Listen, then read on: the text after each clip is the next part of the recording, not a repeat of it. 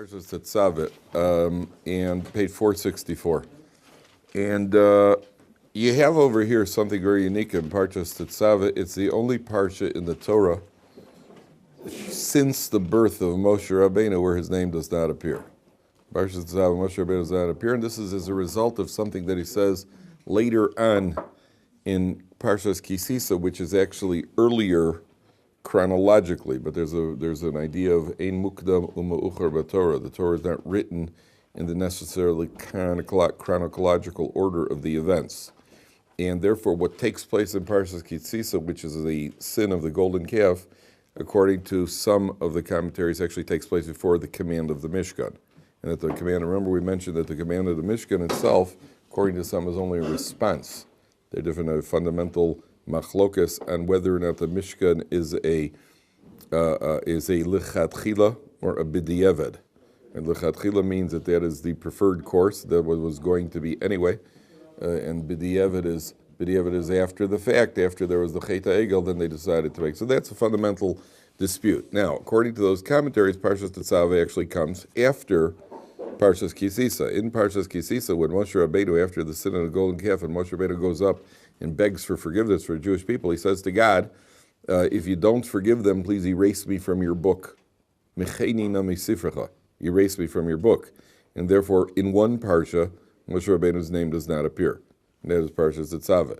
Now, remarkably, that coincides with the date of the week, the date of Moshe's birthday. We are on Zayin Adar. What is today? Today is Dalet Adar, I think. Today is Dalet Adar. Moshe Rabbeinu's birthday is in 3 days. Zayin Adar is the date of his death, the day of his birth is Zayin Adar. And remarkably, the parsha that does not mention his name almost always, except maybe in a leap year, almost always comes out in the week of Moshe Rabbeinu's birthday. So the commentaries say that's no accident either. Yeah, so nothing is an accident. That's true. I think you've noticed that by now. There are no accidents here. And one of the ideas here is that we want to de-emphasize in Judaism, as opposed to other religions, the birthday of the birthday is a major holiday in Christianity. I don't know if they have. I don't know if the Muslims do they have Mohammed's birthday. I don't know if they have Mohammed's birthday, but the Christians celebrate Yeshka's birthday on the 25th of Christmas. That becomes a big deal. The Torah wants to de-emphasize that it's not about Moshe Rabbeinu. It's about Hashem. And on the birthday, which is a time that we are most vulnerable to turning a man into something beyond flesh and blood, Torah says, you know what, his name doesn't even appear over here, which is a reminder that it's not about Moshe Rabbeinu. Even though the Torah is called Torah's Moshe Rabbeinu brought down the Torah, and Moshe Rabbeinu is the greatest prophet. But we don't cross that line. We don't worship Moshe Rabbeinu. We worship HaKadosh Baruch Hu. That's one of the ideas. Now, there's another fascinating idea here. If you follow this, it's truly remarkable. Take a look. I wrote over here the name of Moshe. Okay? Here's the name of Moshe Rabbeinu. Okay, I wrote out the name Moshe. Now, that name does not appear in the Torah. Can you see that? Mem Shin Hey. Okay, now, if you spell the word mem, if I want to spell out the letter mem in Hebrew, how do you spell mem? Mem. You got a mem and a mem. Okay? If I want to spell a shin, how do you spell it? Shin, yud, nun. Okay? Shin, yud, nun. And if I want to spell a hey, I spell it hey, aleph. Okay? I hope my fingers are pointing at the right things. Now, if you take a mem is 40. A yud is 10. Is how much? 50. A nun is how much? 50. So how much are we at? 100. And an aleph? 1. So we're a total of 101. Okay, so the hidden aspect of Moshe Rabbeinu's name equals 101. Now, turn to a moment, another one of these accidents. Turn for a moment to page 482, right at the end of the parsha. At the end of every parsha, there is a little in little letters on page 482. It says how many verses, how many psukim there are in the parsha. Right at the end of the parsha, on page 482, and on page 482 at the bottom, right after the last word La Hashem, it says Kuf Aleph psukim. There are 101 psukim in the parsha. 101 psukim in the parsha. That means that even though even though Moshe Rabbeinu, his the revealed part of Moshe Rabbeinu is not written in the parsha, but there are 101 psukim in the parsha. So the hidden part of Moshe Rabbeinu is still there. That means that Moshe Rabbeinu, one way or another, he's going to be in that parsha. So his name doesn't appear there, but the numerical value of the hidden aspect of Moshe Rabbeinu, that appears in the parsha, number one. Number two, the word Tetzaveh means what? Ve'ata Tetzaveh. What is it? What does Tetzaveh mean? You should command. You should command. In Hebrew, it's very close related to the word litzavot, which is to accompany, to keep company. Tzavda means company. Ve'atot tetzaveh, there are commentaries that say that not only means the plain meaning, you shall command the Jewish people. You'll notice, again, that's how the Torah starts. It doesn't say normally when God gives a command, how does it begin? Vaydaber Hashem el Moshe lemor, vayomer Hashem el Moshe lemor. Here it just starts, ve'atot tetzaveh, and you shall command, as a way of leaving out Moshe Rabbeinu's name. And so the Torah says, you shall command, but it could also be understood as, you shall accompany the Bnei Israel. That means every Jew has a spark of Moshe Rabbeinu in him. Every Jew has a spark of Moshe Rabbeinu in him, and the parsha itself has Moshe Rabbeinu accompanying us in the hidden aspect, which is 101. And the 101, which is the hidden aspect of Moshe Rabbeinu, that's embedded in the parsha. Yeah? I don't want to get you off track. Go ahead, try. No, but I really don't. But I've always wanted to understand, what does it mean, a spark of a different neshama? That's an excellent question, and you won't get me off track. You won't get me off track because I don't know. I have no idea. It only sounds good. So the answer is I'll tell you how I understand it. What I understand is that we don't know the first thing about neshamas. Sure. That's first of all. You know, we always think of, I got my neshama. My neshama is about 5 foot 8 inches tall, and you've got your little neshama, and you got your little neshama. We don't know anything about neshamas because a neshama starts down here and it reaches all the way up there. Very little, as a matter of fact, very little of our neshama is in our body. There is as much neshama in our body as there is our body in our shoe. That's why the idea of the shoe to the body is like the body to the neshama. You know, a person says, I wouldn't want to be in his shoes. I got news for you, you can't fit into his shoes, right? Nobody is in their own shoes. Yeah, but I am. I'm in my shoes right now, right? But only a very, very small part of me is in my shoes, because what the shoe does is the earth is very, very coarse. And the shoe is the thing that allows my delicate feet to walk on the earth. My body, which is so delicate, is only allowed to make contact with the earth because of my shoes. Is that correct? Without shoes, you can't walk around. The same way, your neshama is so delicate, your neshama wouldn't be able to handle this world. The reason your neshama is even allowed to, it can even parade around in this world at all, is because the neshama is in the body, which functions as a shoe. It allows that neshama to walk around in the coarse earth the same way that your shoe allows your physical body to walk around on the coarse earth. By the way, that's the reason. Didn't you ever notice, isn't it strange that when they do yibum, when the brother does not want to marry the sister, what does she do? She removes his shoe and she spits on the floor on the ground in front of him. You know what's called? What's that? She does not spit in his face. By the way, it does not, the Torah says v'yorka bifanov, which some people think means she spits in his face. She doesn't spit in his face. She spits on the ground in front of him. Which is like spitting at his neshama. So the idea is that what hasn't he done? What hasn't he done?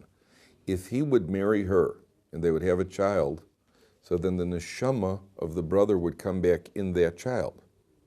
That's the idea, is to produce a body so that neshama could come back. He refuses to do so. So the same way that he refuses, so to speak, to produce a shoe for that neshama, what does she do? She removes his shoe. She removes his shoe, and she spits on the ground in front of him. Spitting in every society carries some sort of derogatory message. There's something demeaning about being spat at, and so she spits on the ground, which shows that he has not lived up to his to provide a shoe, so to speak, for that neshama. That's it. Now, that being the case, since our neshama is so big, we don't know the first thing about neshamas. What it means to have a spark we think of our neshama as one blob of neshama. Our neshama has different aspects of our neshama. We could have parts of our neshama could go to Gehenna and parts of our neshama could go to Gehenna. And we just think of it as like one massive pool. There's reincarnations, and a person can be reincarnated. I don't know the first thing about it. I'm only parroting words that the commentaries say that we have a spark of whatever that concept means. That's what we've got. It doesn't. The truth is, you're asking a good question because it does not have an effect on us practically. Because I got to get up tomorrow morning and put on tefillin anyway, right? That's why some of the questions in Judaism, the philosophical questions, how could God know what I'm going to do if I'm going to have free choice and all those are great questions. They're great, but it doesn't have an effect on me practically. Practically, I still have to do whatever it says in Shulchan Aruch, and I have to keep all the mitzvahs. So you're more than welcome to ask somebody who doesn't. I don't know the first thing about the subject. I was just asked recently to give a talk to a group. So I asked the guy, what's the subject of the talk? There's a group visiting Israel. So the guy said, the subject of the talk is the spheros. So I said to him on the phone, I don't know the first thing about the spheros. So he said to me, you know what? You're the first person who's been that honest. Because most people don't know anything about the spheros. And Kabbalistic, to study Kabbalah without having mastered the entirety of Shas and Poskim, the written Torah, is more or less like studying brain surgery without having graduated medical school. And if somebody in the surgical theater, somebody says, "Well, we got to make a small cut in the cerebrum." The guy says, "What's a cerebrum?" It's not something you want to hear from a brain surgeon. I don't know the first thing about the subject. I know how cerebrums work. I don't know what a cerebrum. I only know there's a cerebrum and a cerebellum. How am I? Pretty good. Yeah, that's what I remember from biology. That's about it. So I don't qualify for brain surgery. Same thing when it comes to any Kabbalistic ideas. Sometimes you hear the concept. We have a spark from Moshe Rabbeinu, so it fits the words of the Torah well. But Tetzaveh, you will accompany the Bnei Yisrael by being a spark. What does a spark mean? I haven't the faintest idea. And not only that, it's not called. The Hebrew translations are often a pathetic translation because the word is a nitzutz. And we think of nitzutz, which we in modern Hebrew is translated as a spark. So, so we think when we start translating it into, a spark of Moshe Rabbeinu. Be careful, nobody light a cigarette around here. We don't know what the sparks mean, what the nitzotzos mean. That's the concept. Okay, so it says like this. Now let's go to the plain meaning of the verse now that we've studied Kabbalah for the day. Ve'atot tetzaveh es b'nei Yisrael. You should command the Jewish people. V'yikchu elecha shemen zayis zoch. You should take pure oil. Kosis lamaor. I think the article translates kosis as pressed for illumination. Lehalos ner tamid.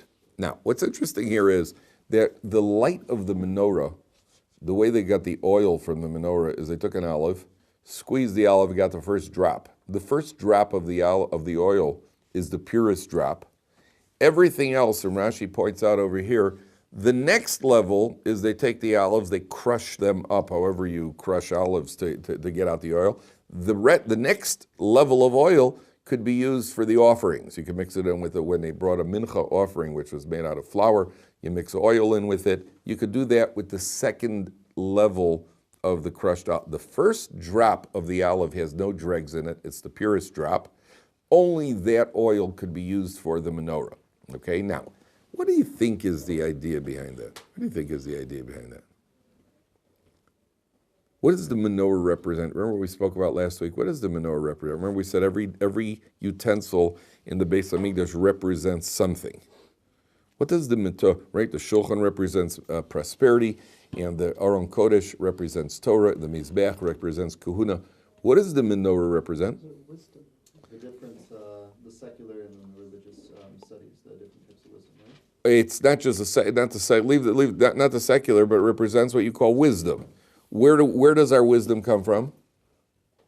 The Torah. Anything we know and everything we know only comes from Torah. If we don't know it from Torah, we don't. Everything we know, maybe there are exceptions, but most of what we know certainly comes from Torah.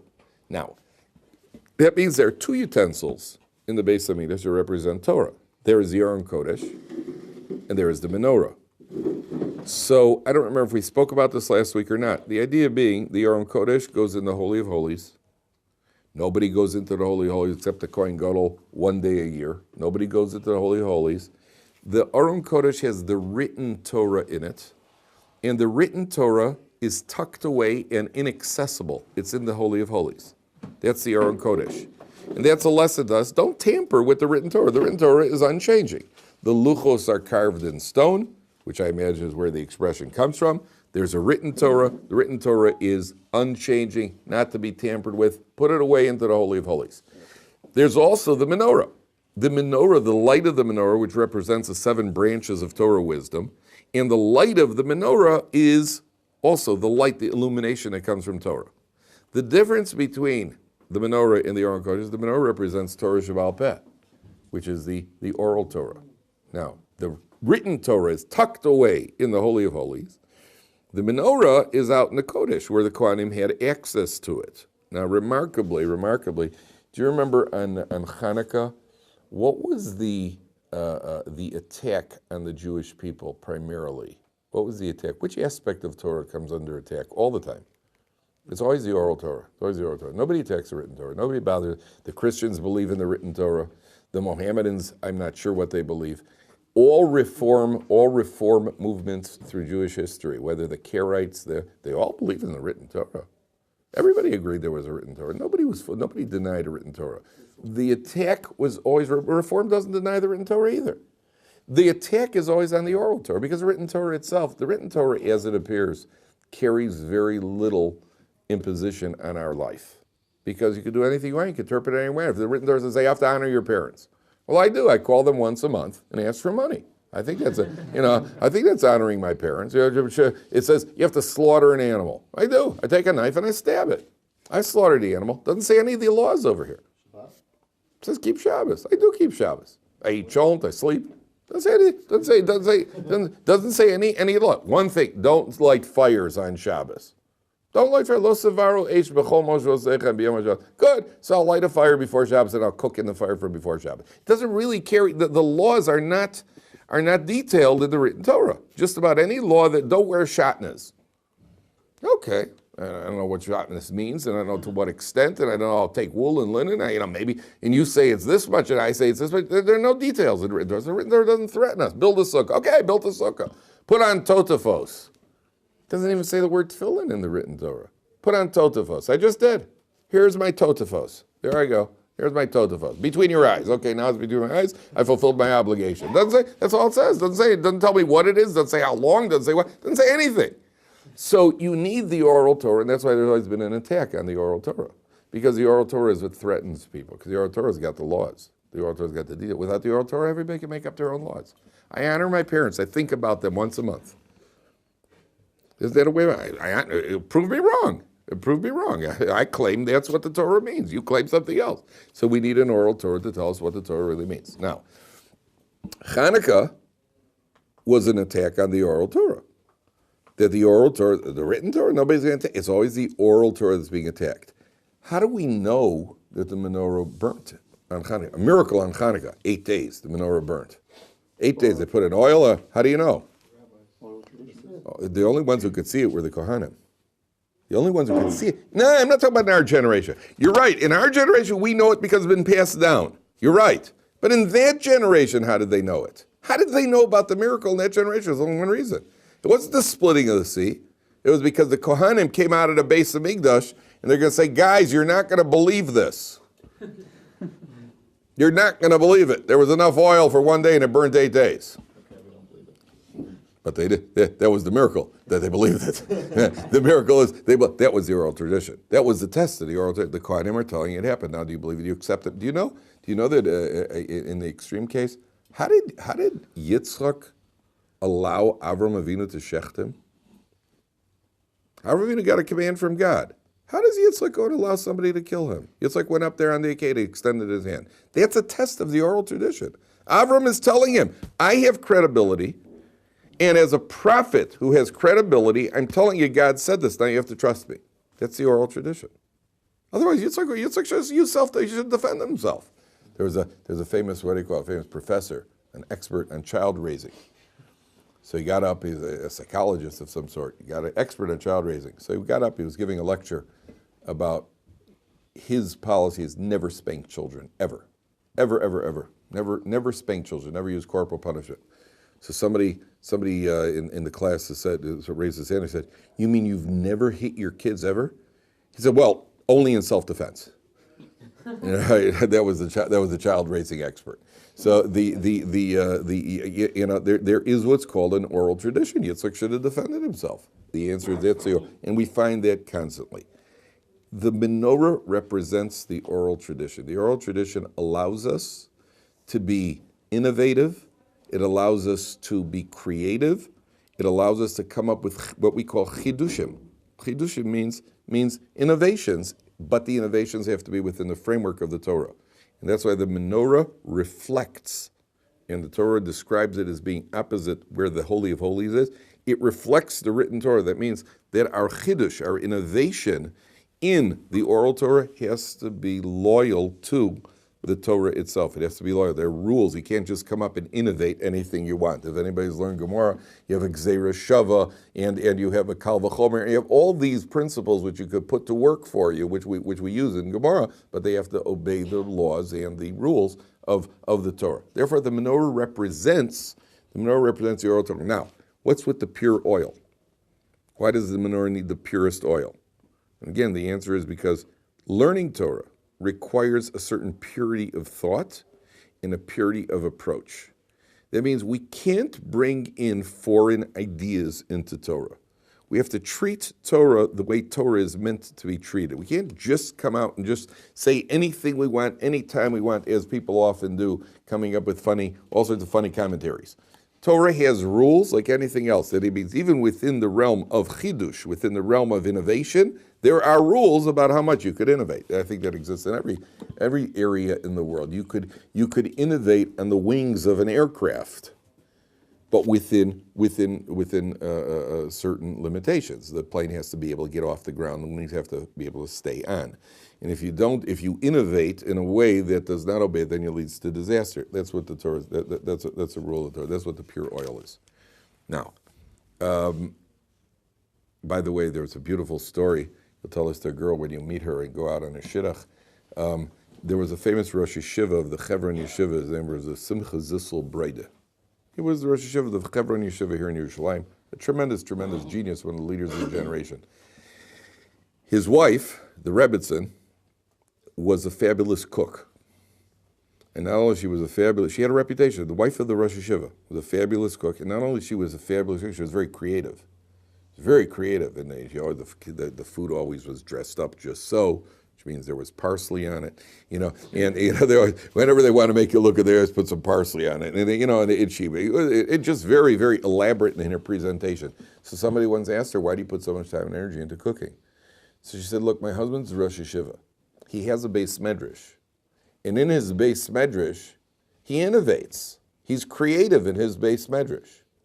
My kitchen is my beis medrash. I have to be creative and innovative in my beis medrash. It's a beautiful story. Every woman should know that. Every woman should know this is what you're taking. You're building a family here. A family marches on its stomach. Isn't there a saying like that somewhere or other? A family grows on its stomach. That's the woman's task. You have to be creative in it. Never take it for granted. Take your job seriously. Be creative. That's our job in Torah. That's her job when it comes to the cooking. That's the idea. Now, I'll show you something else over here. Take a look in this pasuk. And again, one of these little accidents over here. What's that? You like that, huh? That you like? Yeah. You got to find a girl who's going to be creative in the kitchen. There you go. There you go. Yeah. She'll be creative. Okay, if you do the dishes, she'll be creative. That's the problem. Now, take a look at the second line. I want to show you something remarkable. So it says like this. There are two very important lessons here. First of all, it says kasi slamoor. You have to crush it up to produce light. Lahalos ner tamid, to bring about on page 464, the second line. It says kasi slamoor. Now, let me ask you a question. Does anybody know how many years did the first Beis Hamikdash stand? 410. 410. How many years did the second Beis Hamikdash stand? 420. 430 was the decree of exile for the Jewish people from the time Yitzchak was born. Okay? 410 was the first Beis Hamikdash.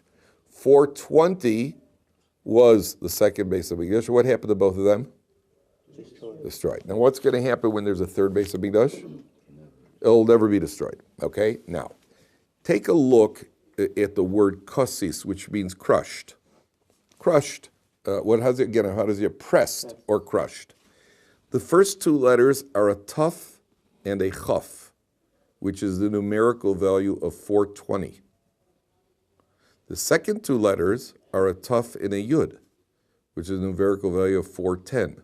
Those are the two Beis Hamikdashes. And what happens? Kosis lamoor. The two Beis Hamikdashes that were eventually crushed, they will shine. But what will be with the third one? Lahalos ner tamid. The third one will be the eternal flame. The third one's never going to be destroyed. Sashi, you see that? You see that?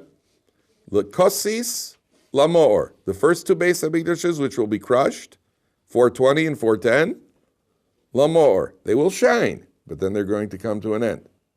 L'halos ner tamid. But then the third one is going to be the one that is there eternally. Number one. Number two, there's a very important lesson for us on a personal level here. It is especially, this is very common for any Jew who is seriously trying to grow. It is particularly common in yeshivas, where somebody is in an intense program and trying to grow. And it is often, especially so for Balei Tshuvas. Balei Tshuvas often don't want to make any mistakes. We see the gates of Gehenna open up beneath us, and we're convinced that if we daven and we don't keep up with the tzibur, that we're going to be punished eternally. None of which is true, obviously. Some guy says, what happens? I said yishtabach after the chazan got there. The devil with the pitchfork is just waiting for you, because, we can't have any of that, so you got to keep in the proper perspective. So we are sometimes overcautious and sometimes too demanding of ourselves. So on the one hand, we've got a lot of motivation, we've got a lot of potential. There's a lot that we could accomplish, more usually than we think we could. Sometimes people push a little too hard. Sometimes people press themselves a little too hard. And therefore the commentaries say, kosis, we have to press ourselves. We have to push ourselves. But just make sure when you push yourself, lamoor, it should be in order that you give off light. Push yourself, but to the point where it's productive. Don't push yourself to the point where it becomes destructive. The acid test, by the way, the acid test generally in pushing yourself is what is your mood in general. If you push yourself and you study Torah late at night and you try to daven hard, if you find it energizing and uplifting, that's probably a good sign. If you get upset and you're snapping at people around you, if you're snapping at everybody around you and you're man to man because you're just so religious, then you're doing the wrong thing. Now, don't be so religious, right? That's what it means. Kosis lamor. Make sure that if you crush yourself, but make sure it's shining, and make sure you don't turn into a religious Mr. Magoo and leave a trail of disaster everywhere you go. That is the idea. Okay, let's go on. Now, take a look at Perek Chof Ches Pasuk Yud Beis. Pasuk Tes, actually. Sorry, we'll start on Pasuk Tes. Next page, 466. Verse Tes. It says like this: V'lakachta es shtei avnei shoham. The avnei shoham are stones, shoham stones. Ufitachta aleim shmos b'nei Yisrael. You should engrave on them. How does the arts go? I'm curious. How does he translate that? Engraved. They say engrave. Engrave the names of the b'nei Yisrael on these two stones. Shisha mishmosam al ha'evan achas. 6 of the names go on one stone. Ve'es shmos, everybody see where I am, 4 lines from the bottom, 4 lines from the bottom. Ve'es shmos hashisha anosarim, the other 6, aleven hashedis kesol dosam. Okay, now what do you do with these stones? Skip to the next page. Top of the 468, top line. The Torah just describes how to make them, and then in the top line it says like this. V'samta es shtei ha'avonim al kisvei ha'ephod, you put these 2 stones on the shoulder straps of the ephod, which is the apron. Avnei zikaron levnei Yisrael, stones of commemoration for the Bnei Yisrael. V'nosa Aaron es shmosam lifnei Hashem al shtei keseifav lizikaron. Aaron shall carry their names on his shoulders before Hashem. Okay, so Aaron's got the 2 stones, and he got the 6 names on the 2 stones. Okay, so first of all, what does 2 stones immediately remind you of? The luchos, very good. And what happened to those luchos? They were broken. And why did they get broken? son of the golden calf. And who was involved in the sin of the golden calf? Aaron. So you see the two stones, there's a connection. And who was the one who was involved in the Chet Egel, even though it wasn't his fault and he was doing it for a reason, but at the end of the day, he is faulted to a certain extent for that Chet Egel. The two stones on his shoulders are the atonement for the Chet Egel, which caused the breaking of the stones. And what's he carrying on his shoulder? Carrying the stones on his shoulders. What's carved into the stones?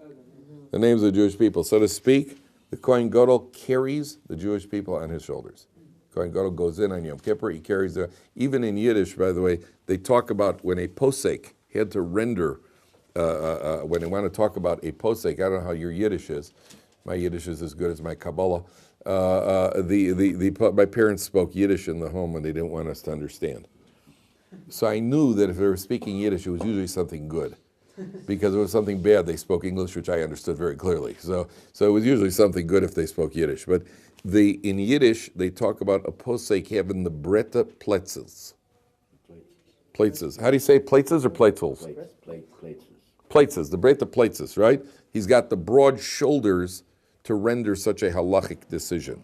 The breta pletzels, and it was certainly not a literal thing. Rabbi Moshe Feinstein was a very small man. Yet Rabbi Moshe Feinstein had the breta pletzels to be able to paskin. So if a shaila came up, the famous question he was once asked about Siamese twins who were sharing one heart. And they had to be separated and one of them was going to die for sure. Which one should they try to save? Right? The one, so, yeah, and how do you determine that? So Rabbi Moshe Feinstein, how would you like to be asked that question, by the way? You thought poskim are just asked about spoons falling into fleishik pots, right? Or people who forget Yalav Yoho. How'd you like to be asked about, okay, which one of the babies should live and which one should die? Right? Those are the types of questions. And it was only Rabbi Moshe Feinstein who was called the breta pletzes. He had the broad shoulders to be able to shoulder that responsibility. The Kohen Gadol shoulders the responsibility for the Jewish people. Now, do you know the halacha, the law? Somebody who kills somebody unintentionally. Guy goes out to the field and he chops with an axe and the head of the axe flies off and it nails somebody in the forehead and kills him. Okay? What happens to him? He goes to the city of refuge. Why does he have to go to, going to the city of refuge is a major inconvenience because it means you have to leave home, go running off to the city of refuge. And in case you're not frum, sometimes people say, well, I'm just not frum, I don't do city of refuge. So then, I just don't, I don't put on tefillin, I don't do city of refuge. So we have a very unique halacha here to make you real frum real fast, which is what, Usher? The next of kin is allowed to kill the person who killed the relative unless he gets to the Ari Miklat. Yeah, isn't that a great motivation? Guy kills somebody unintentionally with a hatchet. Reuven kills Shimon. So I say, Reuven, you better go to the city of refuge. Nah, it means missing work, and I'm not there, and my family and moving. There's a lot of adjustments over here. Well, I just want you to know that Shimon's brother, Levi, is allowed, he's going to come looking for you, he's allowed to kill you. And he's allowed, yeah, well, they do, but he's still allowed, first, before anything, he's not happy, and he's allowed to kill you until you get to the city of refuge. Once you're in the city of refuge, he can't kill you anymore. If he does, he's a murderer. He's a murderer. If you get that foot in, they got instant replay to check if you had 1 foot in, 2 feet in. They have, you could throw the red flag to call for a replay. But you get into the city of refuge, he's no longer allowed to kill you. And if he does, he's a murderer. Okay? Now, so Reuven says, Reuven, you better go. Nah, I'm not that frum. I don't keep that halacha. Well, Reuven, just want you to know that Shimon has a brother, Levi, who's going to come looking for you. He says, I think I could take care of myself. Let him come. I was like, yeah, but Reuven, I just want you to know something. His brother, Levi, is a linebacker on his college football team. Which way is the nearest city of refuge? And off he goes, right? Now, how long does he stay in the city of refuge? Nope. Nope. 7 years. It could be. How long? No. 7 years? No. Oh, it's 50 years. No. That's the Yovel. No, that's as far as the land going back. How long does he stay in the city of refuge? Till the death of the Kohen Gadol. The Kohen Gadol's mothers used to bring, gifts to the city of refuge, to the people who the unintentional murderers. They shouldn't die, and the Kohen Gadol should die. So if the Kohen Gadol is 103 years old and he's on a respirator, and the guy runs off to the city of refuge, all right, I'll take a 2-week vacation up in the north. I've always wanted to go there, never had a chance. I'll take a 2-week vacation up there. That's fine. But if the Kohen Gadol is 24 years old, he's just won the President's Physical Fitness Award, then you're up there for a while. Then the question is, what's it got to do with this Kohen Gadol? What's Reuven chopping in the forest? Oops, doink, right in the forehead. What's that got to do with the Kohen Gadol? What's it got to do with the Kohen Gadol? How did I get into this? I'm the Kohen Gadol. What's it got to do with me? And they're davening about the Kohen Gadol that he should die and the mother. What's it got to do with the Kohen Gadol? The answer is the Kohen Gadol should have davened for his generation. And such things shouldn't happen. That's what the Gemara says. The Kohen Gadol carries the spiritual responsibility for his generation. If a person could kill somebody, you understand, why does he have to go to the city of refuge? Because the Levites went to that. But why such a punishment? The answer is like this. Let's say a guy's driving on the highway, and suddenly out of the clear, you're driving on the highway, and a guy jumps in front of your car, and you kill him. You don't have to go to the city of refuge. There was unforeseeable circumstances. You couldn't control it if you're driving along 55 miles an hour, and the guy suddenly jumps and falls in front of your car. What can you possibly do? You didn't do anything wrong. But if a guy is doing 70 on a side street, and he, suddenly, and the car loses control and kills somebody, well, okay, we don't say you did it on purpose, but there's a certain degree of negligence. And if it's gross negligence, you don't go to the city of refuge because then you're too negligent. So the guy's doing 90 on a side street, he's totally out of, and he's drunk, and he kills somebody. Right, listen, that's such gross negligence, you can't even get in the atonement by going to the city of refuge. What's it got to do with the Kohen Gadol? What's it got to do with the Kohen Gadol? The answer is, the Kohen Gadol carries the responsibility of the people. That's what the Avnei Shohamar. He's carrying the responsibility of the people on his shoulders. So if you have a situation, for example, there was a story in the United States. There was a guy was speeding, and the cops started chasing him. And there was a high-speed chase, and eventually the car ran off the road. The cops got out, and they said, "Get out! Come out with your hands up." The guy got out of the car with a gun and started walking towards the cops with a gun. So they opened up. They shot him, and then they looked in his car. There was a note on the seat of his car: "Sorry to have to do this to you fellas. I wanted to commit suicide, but I didn't have the guts to do it myself." All right? Hey, you can't blame them. Guys coming at you with a gun. What are you supposed to do? You have no way, you can't ask questions. You understand? So there are degrees of negligence. The bottom line is, life, why is it that certain people have the accidents happening to them all the time?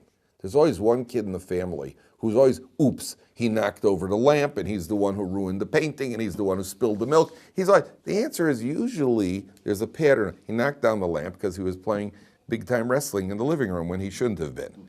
They've been told not to. And he messed up the painting because he was shooting with a squirt gun right near the priceless painting.